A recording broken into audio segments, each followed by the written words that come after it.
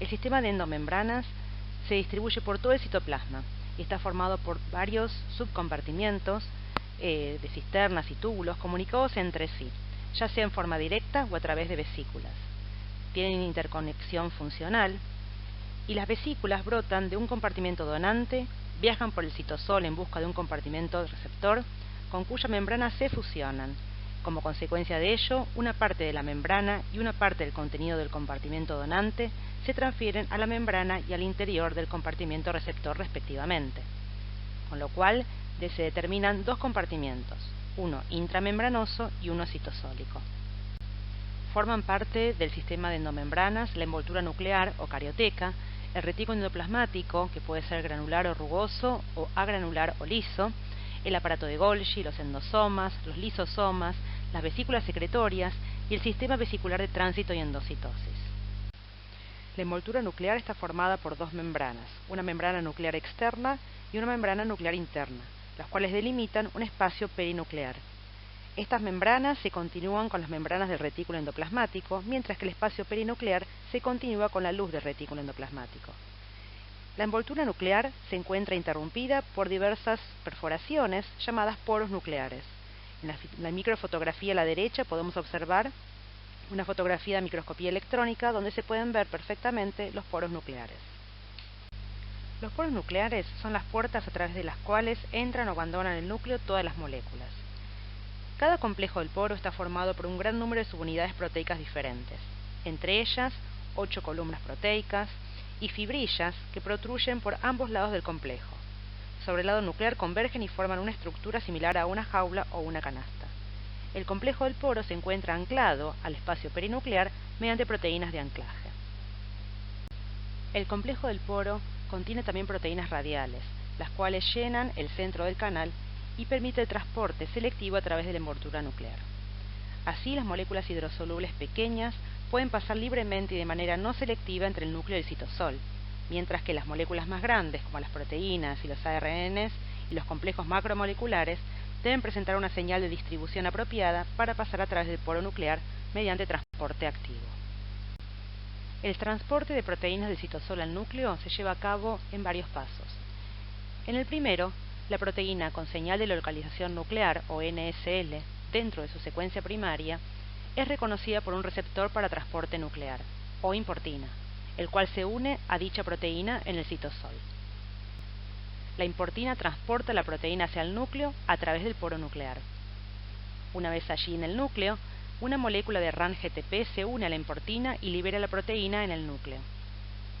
La importina vacía unida a RAN-GTP regresa al citosol a través del poro nuclear. Luego se produce la hidrólisis de GTP a GDP, originándose una molécula de RAN-GDP, la cual se disocia de la importina y la libera para generar un nuevo ciclo de transporte de proteínas, del citosol al núcleo. El mecanismo de exportación nuclear, es decir, el transporte de proteínas y ARN mensajero del núcleo al citosol, también se lleva a cabo en diferentes pasos.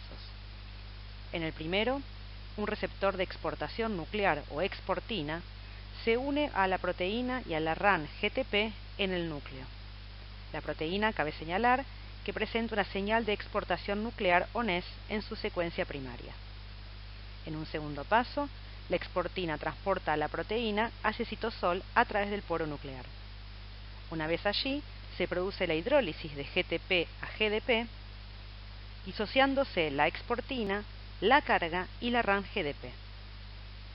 Por último, se produce el regreso de la exportina vacía y de la RAN-GDP al núcleo a través del poro nuclear. Cuando la RAN-GDP reingresa al núcleo, esta molécula de GDP es intercambiada por una molécula de GTP por la RAN-GEF, formándose así una molécula de RAN-GTP, la cual, cuando sale al citosol, es hidrolizada a GDP por la RAN-GAP, es decir, generándose nuevamente una RAN-GDP. El siguiente componente del sistema de endomembranas del cual vamos a hablar es el retículo endoplasmático rugoso o RER, que como su nombre le indica, forma una red que se extiende por todo el citoplasma. Las funciones del retículo endoplasmático son las siguientes: la síntesis de proteínas para secreción hacia el espacio extracelular y para incorporar el sistema de endomembranas, las cuales pueden ser proteínas luminales, integradas a membranas, o las cuales van a formar parte de los lisosomas. También, dentro del retículo endoplasmático, se realiza la modificación química de las proteínas, la glicosilación proteica en asparagina o N-glicosilación y la formación de puentes disulfuro. La síntesis de todas las proteínas celulares comienza en el citosol, y según su señal de distribución específica dentro de la secuencia primaria de las mismas, van a continuar su síntesis y culminarla en ribosomas libres en el citosol. Tal es el caso de proteínas destinadas al citosol mismo, al núcleo, a las mitocondrias, a los cloroplastos en el caso de las células vegetales o a los peroxisomas. O bien, si la proteína cuenta con una secuencia señal de retículo endoplasmático, va a continuar su síntesis dentro de la luz del retículo endoplasmático mediante ribosomas unidos al mismo.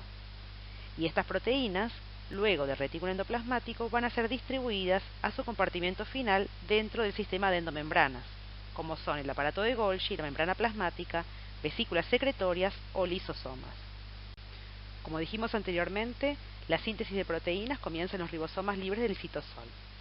Para la síntesis de proteínas con secuencia señal en el retículo, estas contienen una secuencia señal sobre la cadena polipeptídica en crecimiento en el extremo amino terminal, el cual es rápidamente reconocido por una partícula de reconocimiento de señal o PRS, la cual, al unirse a la secuencia señal, detiene la síntesis proteica y trasloca el complejo ribosoma-proteína en crecimiento hacia la membrana del retículo endoplasmático y se une a un receptor de PRS en la membrana del mismo. Esto facilita que un traslocón se abra y que la proteína continúe la síntesis dentro de la luz del retículo. La partícula de reconocimiento de la señal o PRS es un complejo ribonúcleo-proteico formado por 6 proteínas diferentes y una molécula de ARN pequeño citosólico o scRNA por sus siglas en inglés. Presenta un dominio de pausa traduccional o el encargado de detener a la síntesis proteica, la molécula de ARN, un sitio de unión para el receptor de la PRS en la membrana del retículo endoplasmático y un sitio de unión para la secuencia señal en la cadena en crecimiento, la cadena proteica en crecimiento. Vamos a ver algunos ejemplos de síntesis de proteínas con secuencia señal de retículo endoplasmático. Por ejemplo, una proteína soluble. La secuencia señal se une a un canal de translocación proteico y transfiere activamente el resto de la proteína en crecimiento a través de la membrana del retículo como un bucle.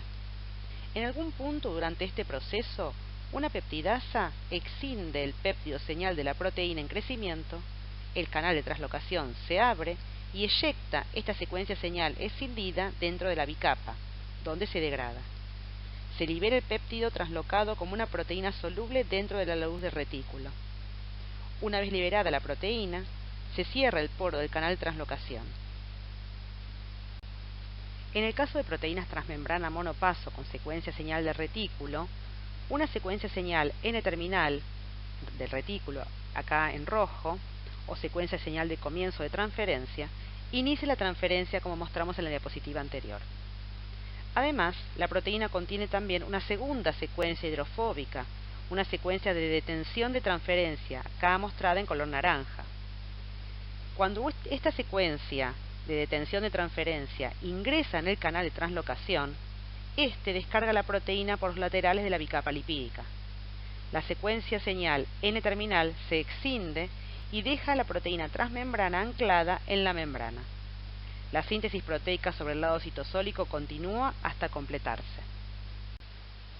En el caso de proteínas transmembrana multipaso, una secuencia señal interna del retículo, aquí en rojo, actúa como una señal de comienzo de transferencia e inicia la transferencia de la cadena polipeptídica, como vimos en las diapositivas anteriores.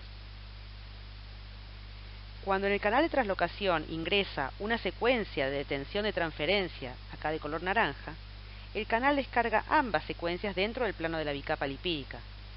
En este caso, no se exciende la secuencia de comienzo de transferencia ni la de detención, y la cadena polipeptídica entera permanece anclada en la membrana como una proteína transmembrana de paso doble.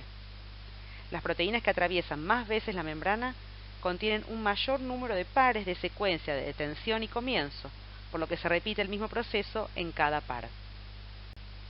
Una de las modificaciones químicas que sufren las proteínas en el retículo es la N-glicosilación proteica en los residuos de asparagina, que es un aminoácido.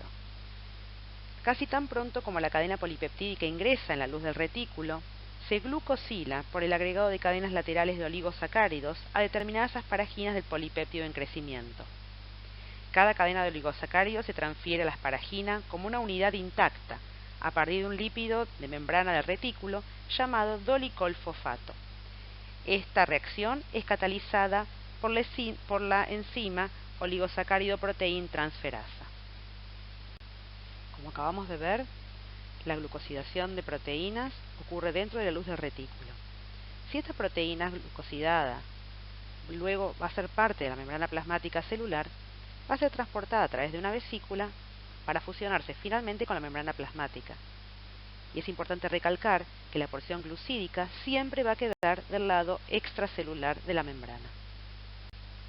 Luego de ser sintetizadas en el retículo endoplasmático rugoso, las proteínas del sistema de endomembranas pasan al aparato de Golgi para ser redistribuidas a los diferentes compartimientos celulares, como por ejemplo la membrana plasmática o el espacio extracelular o los endolisosomas.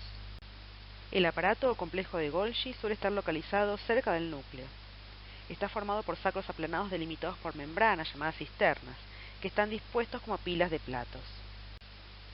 Cada pila del aparato de Golgi tiene dos caras diferentes, una de entrada o cis y una de salida o trans. La cara cis se halla adyacente al retículo endoplasmático, mientras que la trans apunta hacia la membrana plasmática.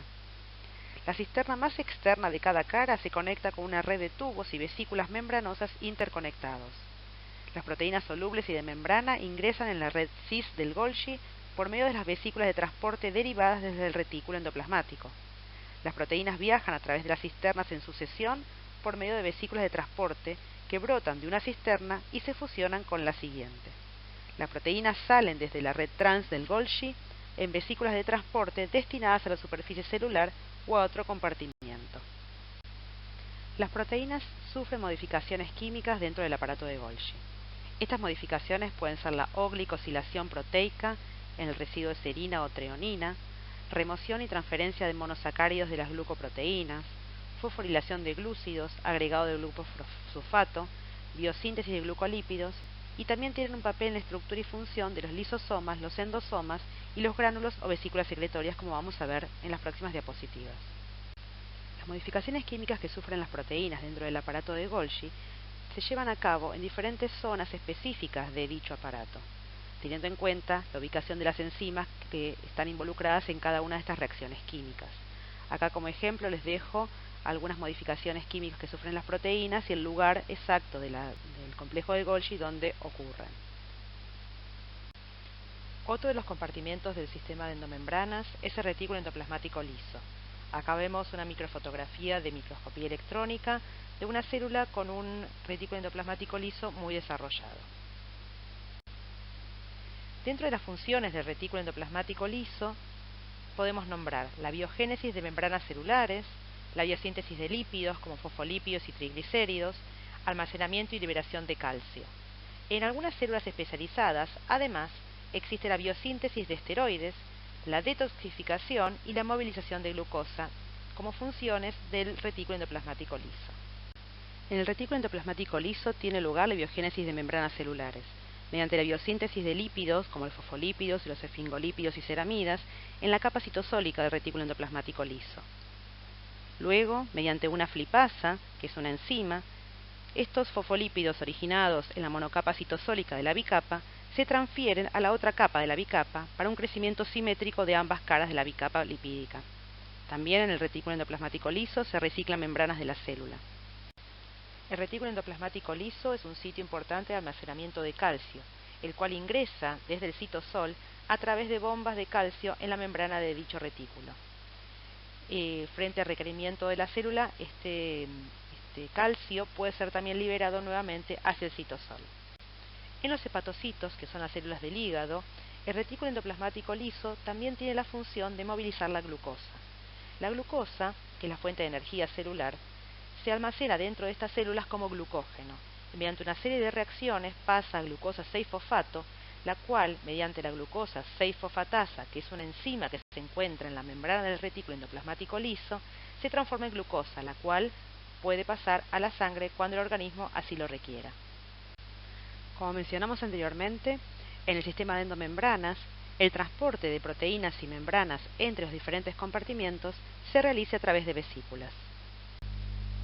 El transporte vesicular entre los compartimientos del sistema de endomembranas está muy organizado.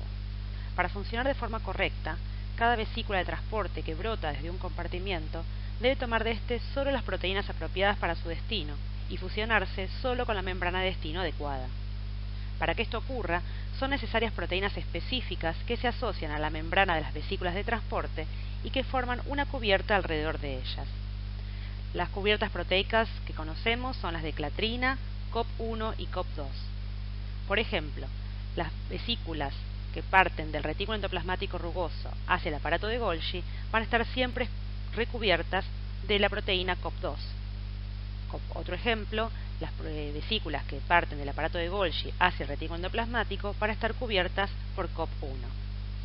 Después de brotar del compartimiento de origen, la vesícula se va a deshacer de su cubierta y va a permitir que la membrana interactúe con la membrana del compartimiento con el que se debe fusionar. Entonces, en resumen, la cubierta proteica cumple al menos dos funciones: dar forma al brote de la vesícula y ayudar a capturar moléculas para su posterior transporte. Como mencionamos en la diapositiva anterior, las vesículas que brotan de un compartimiento deben tomar de éste solo las proteínas apropiadas a ser transportadas para su destino, y esta especificidad está dada, al menos en parte, por la cubierta proteica característica. En el caso de las proteínas residentes en el retículo endoplasmático, acá ejemplificadas de color rosa, estas poseen una secuencia señal en su extremo carboxilo terminal llamada cadel.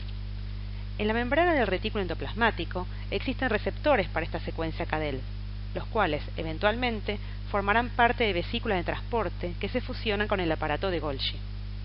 En el caso que proteínas residentes en el retículo endoplasmático alcancen el aparato de Golgi a través de vesículas, estas serán reconocidas y captadas por los receptores de secuencia cadel, los cuales se asocian a vesículas recubiertas de COP2 que serán transportadas al retículo endoplasmático para su recuperación. Las vesículas mejor estudiadas son las cubiertas con clatrina. Estas emergen del complejo de Golgi hacia el exterior y a partir de la membrana plasmática en su camino endocítico hacia el interior. La cubierta de clatrina se compone de múltiples unidades proteicas llamadas triskeliones, el cual está integrado por 3 cadenas polipeptídicas pesadas y 3 livianas. Los triskeliones se colocan sobre un área determinada de la cara citosólica de la membrana y se ensamblan entre sí hasta formar un poliedro en forma de canasta. En la membrana plasmática, los triskeliones se unen al dominio citosólico de los receptores de las sustancias a ser transportadas a través de una proteína llamada adaptina. La unión de los triskeliones a la membrana le confiere la fuerza mecánica que provoca su curvatura. Inicialmente, forman una fosita, la cual al desprenderse de la membrana con la ayuda de otra proteína, la dinamina, se convierte en una vesícula que se libera en el citosol.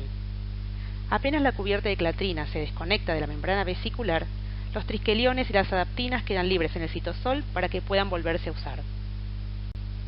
Otro tipo de vesículas son las cubiertas por COP. Esta cubierta se forma por la asociación ordenada de múltiples unidades proteicas, la COP1 o coatómero y las COP2. A diferencia de las vesículas cubiertas con clatrina, las cubiertas por COP suelen ser poliedros irregulares o de apariencia tubular. Las proteínas adaptadoras para el caso de este tipo de vesículas son las ARF1 para las COP1 y las SAR1 para las COP2. Una vez que la vesícula se desprendió de su cubierta proteica, debe viajar por el citosol y fusionarse con la membrana receptora adecuada. Esto depende de 2 tipos de proteínas receptoras mutuamente complementarias, una perteneciente a la membrana del compartimiento donante, la V-SNER, y la otra perteneciente a la membrana del compartimiento receptor, la T-SNER. Debido a que este mecanismo requiere especificidad, por cada pareja de compartimientos donante y receptor existe una pareja particular de proteínas V-SNER y T-SNER complementarias. Ello hace que durante el traslado de una vesícula transportadora, su V-SNER deba tantear múltiples T-SNER antes de encontrar a su complementaria. En la membrana plasmática de muchos tipos de células se desarrollan invaginaciones muy pequeñas llamadas caveolas, cuya presencia es particularmente abundante en las células endoteliales, musculares lisas y adipocitos. Las caveolas se forman a partir de áreas circunscriptas de membrana plasmática llamadas balsas lipídicas, que son ricas en colesterol y esfingofosfolípidos. La fuerza mecánica que invagina estas áreas para que se formen las caveolas no es generada por una cubierta proteica, como acabamos de ver, sino por proteínas llamadas caveolinas que se distribuyen entre los fosfolípidos de la propia membrana y producen la invaginación. Debido a que en sus luces se concentran sustancias inductoras y en sus membranas se instalan los receptores de estas sustancias, las caveolas hacen posible que haya inducciones celulares con mínimas demoras. Dentro del transporte vesicular se encuentra la endocitosis, es decir, el ingreso de macromoléculas y partículas hacia el interior de la célula. De acuerdo con el tamaño y las propiedades físicas del material que va a ser endocitado, este mecanismo es llamado pinocitosis o fagocitosis. La pinocitosis comprende el ingreso de líquidos junto con las macromoléculas y los solutos disueltos en ellos. Según la calidad de la sustancia que habrá de incorporarse a la célula, la pinocitosis puede ser inespecífica o regulada. En la inespecífica, las sustancias se ingresan automáticamente, lo cual ocurre en todos los tipos celulares. En cambio, en la pinocitosis regulada, las sustancias interactúan con receptores específicos localizados en la membrana plasmática y ello desencadena la formación de las vesículas pinocíticas. La fagocitosis tiene lugar en unos pocos tipos celulares, particularmente en los macrófagos y en los leucocitos neutrófilos. La fagocitosis permite la incorporación de partículas relativamente grandes y estructuradas. Vemos acá un ejemplo de endocitosis regulada o mediada por receptor, como es el caso del colesterol. Este es extremadamente insoluble y es transportado en la sangre unido a proteínas en la forma de lipoproteínas de baja densidad o LDL. La LDL se une a los receptores que se encuentran sobre la superficie celular e ingresan en vesículas recubiertas con clatrina. Las vesículas pierden sus cubiertas y luego se fusionan con los endosomas.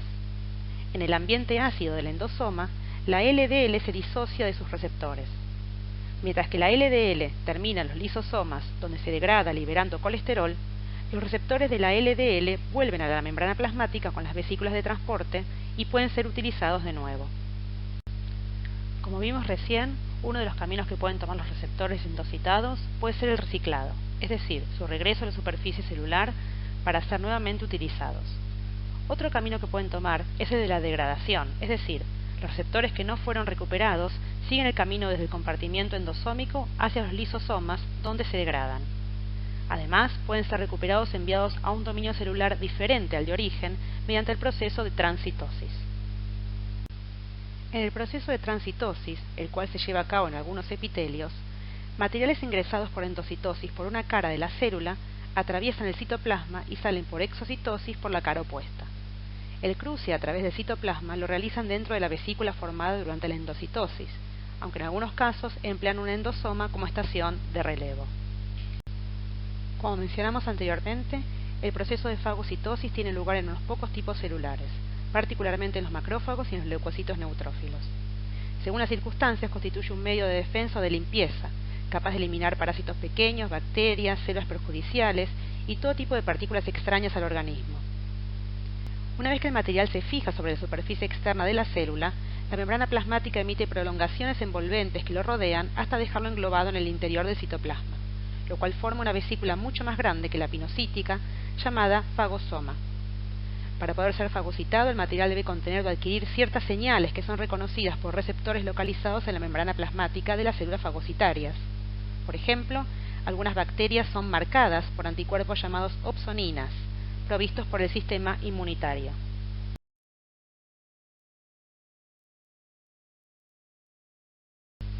Los lisosomas son organelas que completan la digestión de los materiales incorporados por endocitosis. Presentan gran variedad de tamaño, forma y composición de sus enzimas hidrolíticas, que dado que se activan a pH bajo, son hidrolasas ácidas. La llegada de estas hidrolasas ácidas al lisosoma se da porque presentan una señal de manosa 6-fosfato. La cara luminal de la membrana lisosomal está protegida por gran cantidad de glicoproteínas. Los lisosomas se forman a partir de endosomas tardíos. Los lisosomas se generan a partir de los endosomas, los cuales reciben tanto los materiales a ser digeridos, los que ingresaron por endocitosis, y las enzimas hidrolíticas encargadas de dicha digestión, provenientes del aparato de Golgi. En los endosomas se activa una bomba protónica que hace descender el pH a 6. Conforme la bomba protónica sigue actuando, el pH desciende a 5 y el endosoma secundario se convierte así en lisosoma, donde se completa la digestión del material endocitado. Las enzimas lisosomales presentan una señal específica de manosa 6-fosfato, la cual es incorporada a la futura enzima lisosomal en su paso por el retículo endoplasmático. La presencia de manosa 6-fosfato es la señal que conduce a las enzimas lisosomales hasta la región de salida del complejo de Golgi y las colocan en sectores destinados para su envío hacia los endosomas a través de vesículas. Una vez allí, se une un receptor específico de manosa 6-fosfato y se genera una vesícula recubierta por clatrina que se dirige hacia el endosoma.